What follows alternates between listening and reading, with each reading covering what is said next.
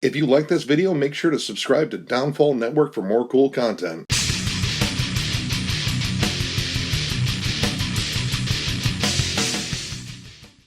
What's up, everyone? Thralls Mel here once again. I'm Necrotic Nick. And I'm Jammin John. And we have an album review for you. So another one that came out, well, here at least, on the 19th of June, was the new one from Sinister, Deformation of the Holy Realm. Now, this actually came out on Massacre Records in May. I believe it was May 29th. But we get things late, especially from overseas. So now we're getting it. And this is a band I've been a fan of for a while. They are from the Netherlands, formed in 1988. This is their 14th studio album. 14th. They've been around. Now, these guys broke up in 2003, but reformed in 2005 with their drummer, Odd Kloosterward. I think I'm saying your name right. I hope I'm saying it right. He switched from drums to vocals and has been fronting the band ever since. And he also fronts Voracious Scourge, which is a cool project that also features Mike Smith, formerly of Suffocation.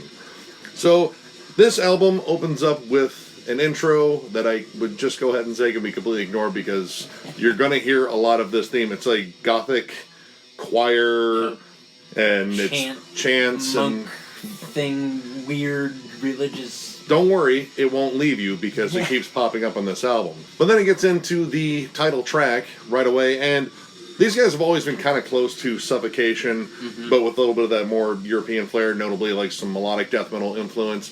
Very similar to Blood Red Throne as well. And this is just a kind of a straightforward track. I think the vocals sound really dry on this, which the vocals on this album are interesting in the sense that I think they were done in a lot of separate takes, and some of these, I don't know if he was necessarily feeling that well. Yeah, like either he had a cold or it was the last thing he recorded in the day, but there's a couple of times on the album where the vocals sound strange. Yeah, they sound... Like you can hear his voice crack underneath the growl, which is weird. He sounds like Frank Mullen a lot of times, but there are some times in here where he sounds like if laryngitis was a human being. It's really, really rough. Now, I think this opening track is alright, but when you start getting further in the album, I think this album gets a lot better. Apostles for the Weak is the next track, and I believe one of their lead-off singles, and this one actually is really close to Suffocation. Yes. Especially in terms of the structure of the song. This one is a little bit more technical, and the lead work on here I think is really good. Yep. Well, yeah, as far as being a little more technical, it's got a decapitated feel to it at times. And this is where you notice those chants coming back. They kind of pop up in like a pre-chorus section, and there's like a acoustic guitar that kind of flutters there for a second, and it really doesn't add much to this little moment. It's more or less like a, did you hear that? Yeah, no, I heard that. Yeah, right. Why is that there? Anyway, moving on to the next riff.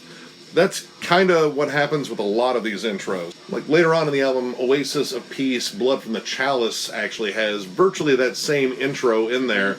And by then, you're just kind of getting tired of it. And some of the intros are a little bit different. Suffering from Immortal Death is almost like a knockoff of the score from Gladiator. Yeah. I don't know why it's there. But it's kind of a problem because, you know, I like hearing atmosphere in albums. But if it's the same kind of atmosphere over and over again, it gets kind of labored. Right, something more creative. Okay, you got choir vocals, great. I guarantee there's 17 million other sounds capable of coming out of that synth. Something else you can do. Don't play it too safe when you're building an intro. Yeah, and I get that this has a theme that's anti-religious and lots of like dark, you know, religious matter or whatever. But it's the same kind of thing over and over again, and that just kind of, you know, takes away from it because there are some killer songs on this album. Unbound Sacrilege and especially Unique Death Experience. Dude, Unique Death Experience is awesome.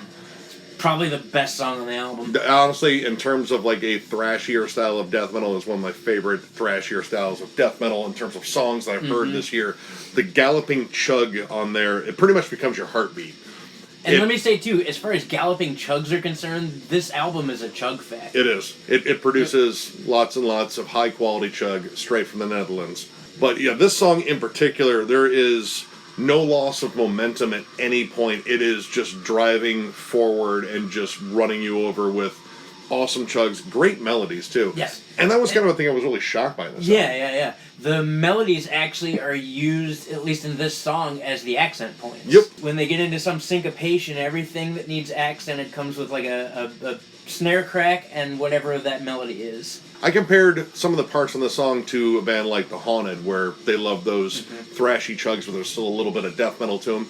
But overall, this is like an interesting mix of like very much like thrashy death metal or kind of proto-brutal death metal, namely Suffocation, but like a little bit like Deicide and Malevolent Creation.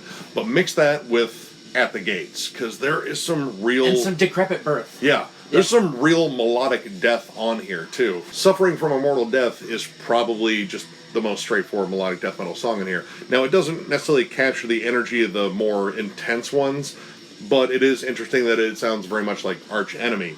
And unfortunately, this is one of those songs where the vocals definitely got exposed, because generally for a song that has more melody, you at least want to have someone that can, like, tunefully growl or show a couple of different layers in terms of, like, vocal patterns and range.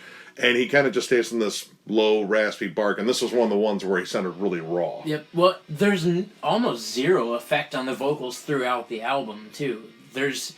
for the fact that you can really hear how exposed his voice is, lets you know there's minimal effect on it. Yeah. Because I don't think you'd get that raw honesty with ambience on it or something like that. No. Reverb. I think it would be lost. Those vocals are very much in that sort of 90s realm of death metal versus like the more polished produced sound, which I like how this sounds. It does sound very produced, like well produced, but it keeps that really cool thrashy tone on the guitars. Like there is maximum crunch on this sound. Scourge by Demons was another highlight. Again, that was just part of this awesome middle section of this album. Opens up with, you know, creepy church bells and all that. You're gonna hear it on this album. It's a cool effect here. I think it's like not as bad on this one because it goes right into pretty much a flat out bolt thrower stomp, which we've had a chance to listen to a lot of bolt thrower here lately, and like, yes, only so bolt recently thrower. have I heard a lot of bolt thrower.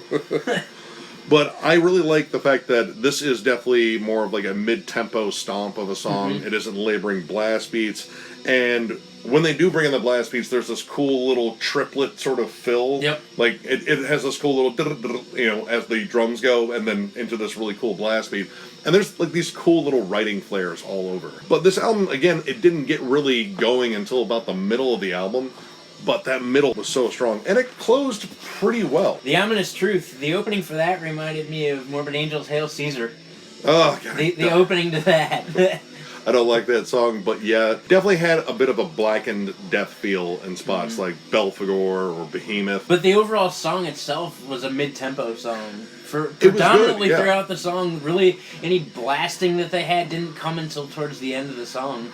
And it really had some distinct tremolo riffs, too, Yes. which tremolo riffs aren't the biggest thing on here. It's mostly about those big thrashy chugs, like the big palm-muted ones. This was a little bit more about atmosphere and dissonance. Hook driven too. Yes. The hooks that go into both the leads, because there's two separate leads. The hooks that go into both of those are pretty solid. And when these guys like latch on to a melody, when they latch on to like the slightly more melodic death metal sound, sometimes the results are just staggeringly good. The end of Unique Death Experience has just this beautiful melodic section that's just comes out of nowhere. It's a gorgeous lead. It's very just pretty.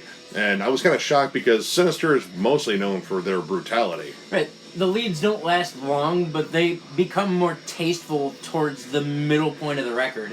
Like the first few songs didn't really have leads per se. It was just a couple of squealy diabombs here and there. As it gets closer to the midpoint and then the end of the record, the leads become way more tasteful and fit way more to the mode of the song. And you get an interesting outro on this too.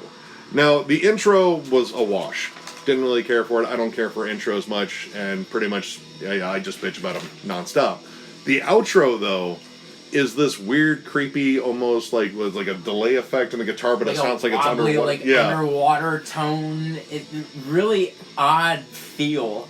Pretty much, I just thought. I sat down in the theater, it's 1970 whatever, and an Italian horror flick's playing, and the credits are rolling, and this is the music that's playing, and I'm looking around the theater making sure the killer isn't there.